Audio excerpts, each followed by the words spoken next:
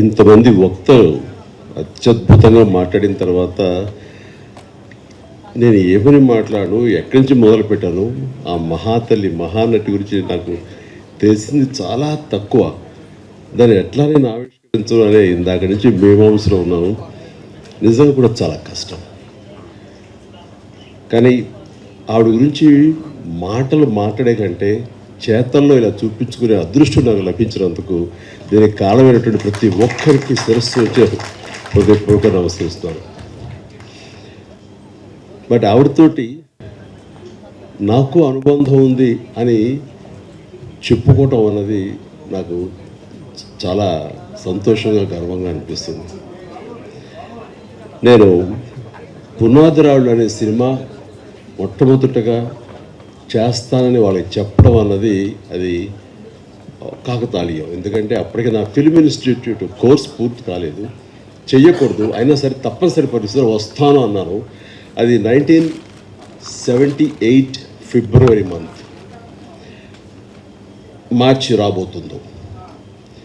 అక్కడ ఎవరు ఉంటారంటే అప్పట్లో ఆర్టిస్టులు ఎవరో కూడా నాకు తెలియదు. 4 కుర్రవాళ్ళు, నరసింహరాజు హీరోగా ఉంటాడు, నువ్వు అందులో 5లో ఒకడివి. అక్కడికి వెళ్ళిన తర్వాత నెమ్మదిగా ట్రైన్ ఎక్కి రాజమండ్రి వెళ్తుంటే షూటింగ్ సమయంలో నువ్వెవరితో యాక్ట్ చేస్తావో తెలుసా అన్నారు. తెలీదు. మహానటి సావిత్రి గారు ఉన్నారు, ఆవిడ కాంబినేషన్ నటిస్తున్నావు అనేసరికి ఒక్కసారి ఒళ్ళు జలధరించింది. వాళ్ళు నాకు ఎందుకు చెప్పలేదో ఏమో నాకు తెలియదు, కానీ ఇది నిజం అన్నట్లుగా అవాక్య వింటే ఎస్. ఆవిడ రాజమండ్రి పంచవటి హోటల్ ఉండేది అప్పట్లో. ఆ పంచవటి హోటల్లో రూమ్లో సేద తీరుతున్నారు. రండి పరిచయం చేస్తామని నన్ను తీసుకువెళ్ళారు. ఆవిడ చూడగానే అసలు అవాక్కైపోయాను, నోట మాట రావట్లేదు. ఈవిడైనా ఎన్నాళ్ళు తెరవేది. నేను మా నాన్నగారు అభిమానించాను ఆవిడ్ని ఎంతగానో. అలా చూసేవాడిని, ఏమీ మాట్లాడలేదు. నీ పేరేంటి బాబు అని అంటే అది అన్నాను. ఎందుకంటే ప్రసాద్ నుంచి చిరంజీవిగా మారిన 1వ రోజు 2వ రోజు అది రాజమండ్రికి బయలుదేరడానికి దారిలో అనుకున్నాను ఆ పేరు ఇక మీద చెప్పాలని. చిరంజీవి అన్నాను. శుభం అని అన్నారు. రేపు ఎప్పుడు మనంతా కలిసి నటిస్తామని చెప్పారు. అయిన తర్వాత అక్కడ రాజమండ్రి షూటింగుల్లో వర్షం వచ్చింది. ఫిబ్రవరి మార్చిల్లో వర్షం ఏంటని మీరు అనుకోవచ్చు, అవి మ్యాంగో షవర్స్ అంటారు. మొన్న కూడా వచ్చింది అట్లా. అలాంటి అకాల వర్షం వచ్చింది. ఒక గచ్చుతోటి ఉన్న ఒక హౌసు పంచలో పైన టాప్ రూఫ్ ఉంది, కానీ జల్లు పడుతూ ఉందన్నమాట. అందులో నటించినటువంటి యాక్టర్లు అందరూ రోజారమణి, కవిత, సావిత్రమ్మ గారు, గోకెన్ రామారావు, కొంతమంది ఆర్టిస్టులు వీళ్ళందరూ ఉన్నారు, నరసింహరాజు వీళ్ళందరూ ఉండిన తర్వాత చాలాసేపు వర్షం అలా వస్తూనే ఉంది. ఎవరికి తోయట్లేదు. మీకు తెలుసా ఈ అబ్బాయి చిరంజీవి అనే అబ్బాయి డ్యాన్స్ చాలా బాగా వేస్తాడు, సరదాగా చిరంజీవి డ్యాన్స్ వేయాలి. నేను అడగటం ఆలస్యం, అలాగే ముందు రెడీ అయిపోతాను. నా దగ్గర టేప్ రికార్డ్ ఉంటుంది. అప్పట్లో బోనియమ్మనో లేకపోతే ఇలాంటి కొన్ని అబ్బా ఇలాంటి కొన్ని ఇవి ఉన్నాయి, ఇంగ్లీష్ నెంబర్స్. అది వేసుకుని డ్యాన్స్ చేస్తాను. నాకేంటంటే సావిత్రి గారు చూస్తున్నారు, ఇంకా పెద్ద ఉత్సాహం నాకు. అలా చేస్తుండగా ఆ జల్లుకి నా కాలు జారి గబ్బుకుని కింద స్లిప్ పడిపోయాను. పడిపోయిన ఆగకుండా అక్కడ నాగుపాము డ్యాన్స్ లాగా చేస్తూ ఏదో అలా చేసేసరికి వాళ్ళందరూ క్లాప్స్ కొట్టారు. ఆవిడ కూడా చాలా సంతోషించి నాకు చాలా బాగా నచ్చావయ్యా అంటూ దగ్గర తీసుకుని ఆవిడ నా భవిష్యత్తులో మంచి యాక్టర్ అవుతావు అని అన్న మాట అంతా ఇంత కాదు. అంతటి మహానటి నోటు వెమ్మట చాలా మంచి యాక్టర్ అవుతావు, ఎందుకంటే నీలో స్పోర్టినెస్ చూశాను, ఆ తర్వాత కింద పడ్డ తిరిగి డ్యాన్స్ వేయటం అనేది ఆ నేచరు చూశాను. ఇవన్నీ చూస్తుంటే కనుక నీకు మంచి భవిష్యత్తు ఉంటుంది అని ఆ మహాతల్లి చేత అనిపించుకోవడం అనేది నాకు అంతా ఇంత కాదు, 1000 ఏనుగుల బలంగా అనిపించింది. ఆ తర్వాత మళ్ళీ ఆవిడతోటి మరొక సినిమా చేసే అవకాశం కలిగింది. అది చాలా రోజుల తర్వాత, అంటే 80లో అనుకుంటే, అది 1980లో. అది ప్రేమ తరంగాలు అని చెప్పేసి, అందులో నేను, కృష్ణరాజు గారు, సుజాత గారు, జయసుధ గారు మేమంతా ఉన్నాము. ఆవిడ నా తల్లి పాత్ర. ఆ తల్లితోటి మళ్ళీ ఆవిడ బిడ్డగా యాక్ట్ చేసి నటించే అవకాశం నాకు కలిగింది.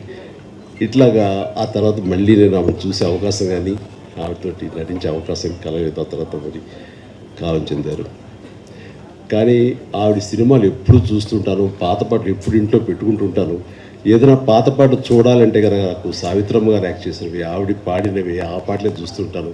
ఎంత సునిశ్చితమైనటువంటి ఎక్స్ప్రెషన్స్, ఎంత హావభావాలు, కేవలం కళ్ళతో మాత్రమే ఆవిడ చూపించేటువంటి గొప్ప నటి.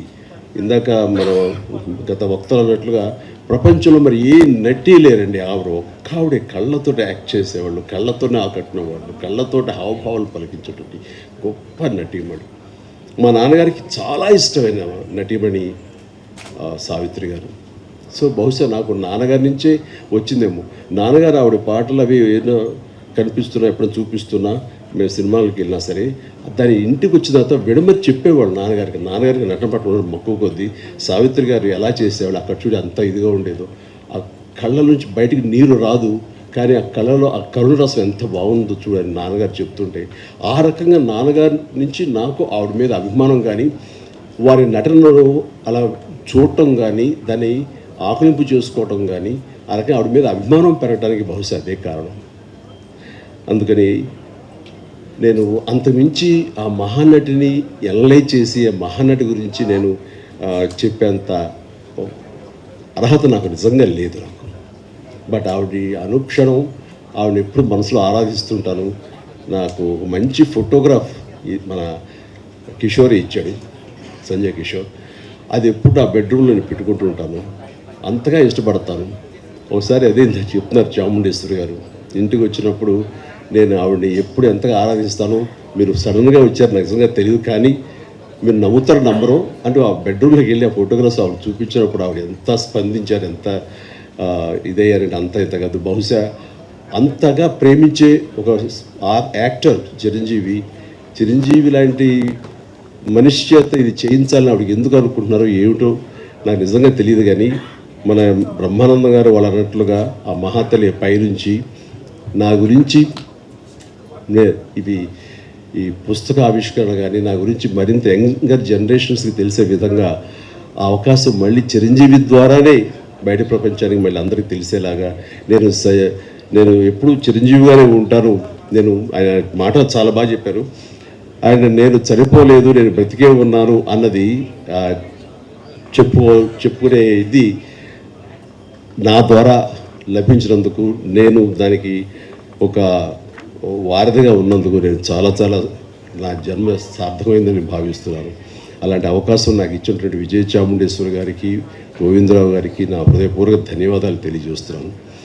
వారి ఇంటికి వచ్చినప్పుడు చాలా చిన్నగా చేసేద్దామండి, ఎందుకంటే అమ్మకి ప్రకృతి చాలా ఇష్టం. మీ ఇంట్లో ఎటు చూసి సరే పూల మొక్కలతో చాలా అందంగా ఉంది, ఇలాంటి చోట చేస్తే బాగుంటుంది, మీలాంటి మనసున్న మనుషులు చేస్తే సరిపోతుంది అనుకున్నప్పుడు అంతటి గొప్ప నటీమణిని, అంతటి వ్యక్తిని ఒక చిన్న చోట చిన్నగా చేయటానికి నాకు మనస్కరించలేదు. అందరికీ కొంచెం టైం తీసుకున్నా సరే ఇంతమందికి ఆవిడ గురించి చెప్పేలాగా అలాంటి ఆయా వక్తలు నేను ఇన్వైట్ చేసి వారి ద్వారా ఆవిడ గొప్ప ఔన్నత్యాన్ని తెలిసేలాగా నా వంతు ప్రయత్నం చేశాను. అందుకని ఇందులో నేను ఆవిడ గురించి ఏమని చెప్పగలను నేను చెప్పలేను. బట్ ఆవిడ గురించి ప్రేమ, నాకు ఒక తల్లి లాంటి ఆవిడ మీద నా ప్రేమ మనసులోనే పదిలంగా దాచుకుంటూ, ఆ మహాతల్లి నాకు తన కూతురైన చాముండేశ్వరి, నా సోదరైన చాముండేశ్వరి ద్వారా నాకు ఈ అవకాశం ఇచ్చిందని భావిస్తూ, ఇది నా జీవితానికి దక్కినటువంటి గొప్ప అమూల్యమైన అవకాశంగా నేను భావిస్తున్నాను.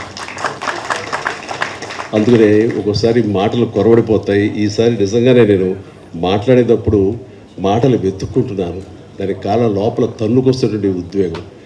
అలాంటి భావోద్వేగాల మధ్య ఉన్న నాకు ఆ మహాతల్లికి మీ అందరి సమక్షంలో నేను మనస్ఫూర్తిగా నా నివాళులు అర్పించుకుంటూ, ఆ మహాతల్లికి ఇంతకంటే ఇంకేమి చేయగలం అంటూ నేను తెలియజేస్తూ, ఇంత ఓపికగా మీరందరూ ఉన్నారు, ఇంత చక్కగా మీరందరూ వీక్షించారు, అందరికీ నా హృదయపూర్వక ధన్యవాదాలు తెలియజేస్తూ, నాకు ఈ అవకాశం ఇచ్చినందుకు ప్రతి ఒక్కరికి నా హృదయపూర్వక ధన్యవాదాలు. అలాగే పేరు పేరున ఇక్కడ ఇచ్చేసినటువంటి వీళ్ళందరూ కూడా ఒక ఫోన్ కాల్ చేసి రండి అనగానే పెద్ద ఎత్తున వచ్చారు, ఎక్కువ సమయం వెచ్చించారు, చాలా అద్భుతంగా మాట్లాడారు.